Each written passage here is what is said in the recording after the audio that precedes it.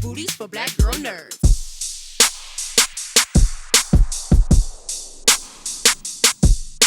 Thanks, guys, for your time. I appreciate it. Oh, thanks for having us. I love your Hi. shirt. Thank you. Thank you. I was feeling a little snazzy. We look Christmassy Yeah. together. Uh, I thought a lot about this and how a singular incident can send any person on a trauma exploration and examine some of their deep rooted issues. Ali, beginning with you, for someone who's highly evolved like Amy and successful and seems to do it right, people like that who are high performing, where do you think the root of trauma comes from for a person like that? Is it the need to succeed, or the need to, is it a different type of need that's built upon? Well, I think part of it is that she thinks that all of these, like, this persona that she has built for herself, she thinks will give her things that will, like, fill the emptiness inside of her.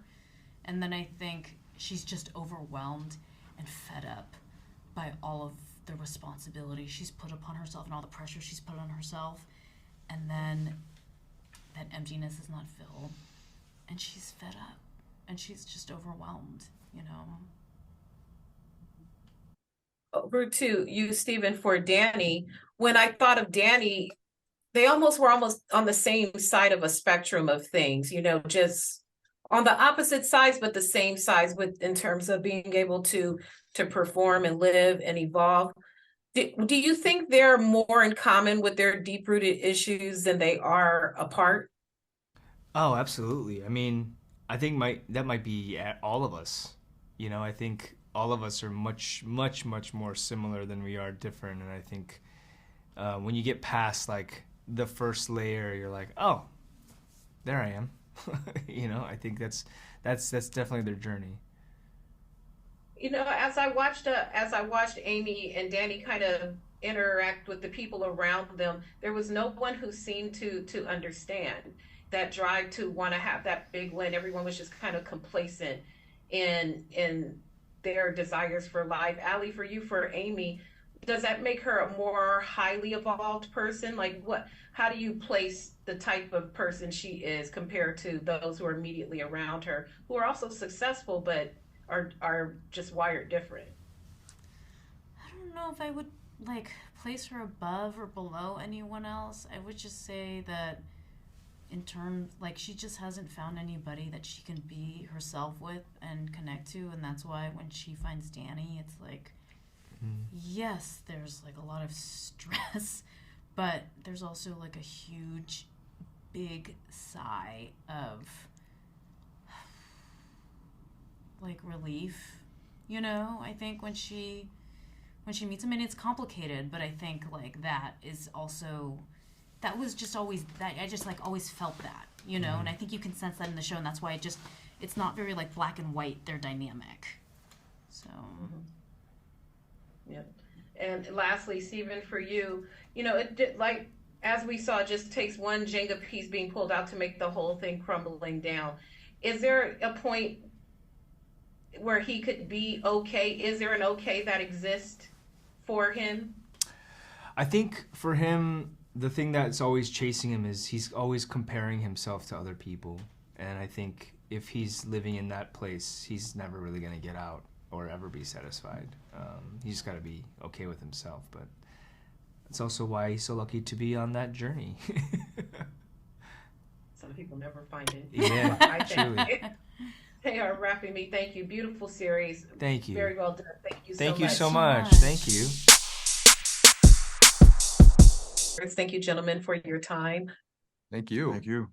I reflected on both of your characters, and they made me a little sad. And I thought about how the betrayal for those we love the most cut us the deepest, and how that's a different level of betrayal. Joseph, beginning with you for George, it's when you're involved with a highly evolved person who has these dreams and aspirations, sometimes you have to shrink yourself down to make it work. Is that a fair assessment of who George is? And is there a happy that's specific to George that can exist in that situation? I don't think George really has a firm idea of what his happy is. And I think because of that, he just kind of pushes everything onto his wife and allows himself to just fully support his wife while kind of suppressing his own dreams and thoughts. But yeah, I think there's always a bit of a dynamic there where one has to more so support the other, and at times it swallows the other's identity. Young, for you, it's a similar situation for Paul in that his dreams are not his own, and every time he tries to even attempt to have his own dream, some catalyst happens to take it off the rails. Is there a place where he can be happy in that type of relationship dynamic where it's someone whose opinion we respect above others? I think for Paul, perhaps the best move is to remove himself completely from that situation or from that place. Sometimes you have to leave the nest and jump into oblivion to figure out what it is you're made of. But I know that that requires a lot of courage and yeah, sometimes it's the people that you care about the most that also hold you back the most. So that's a personal choice on whether or not you want to fulfill yourself in that way, or you want to be safe and comfortable. And that's just everyone's individual operative, I guess. That is, that is usually the thing. Sometimes it's the no's are closest. They're not off into the peanut gallery. They're right up under us. To close, Joseph, for you, for George, even despite all of that, he still remained, a positive, half full type of person. And what do you think is, if you could point to a quality that he has that kept him that way, what would you say that is? I think he just has a big heart, and I think for him, the idea of evolving into a different version of himself doesn't necessarily mean I have to suppress my positivity in order to do that. I can still keep that loyalty, I can still keep that love while creating boundaries for myself.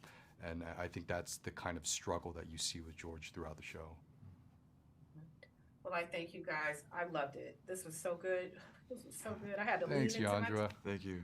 Appreciate I it. appreciate your time. Thank you. Have a good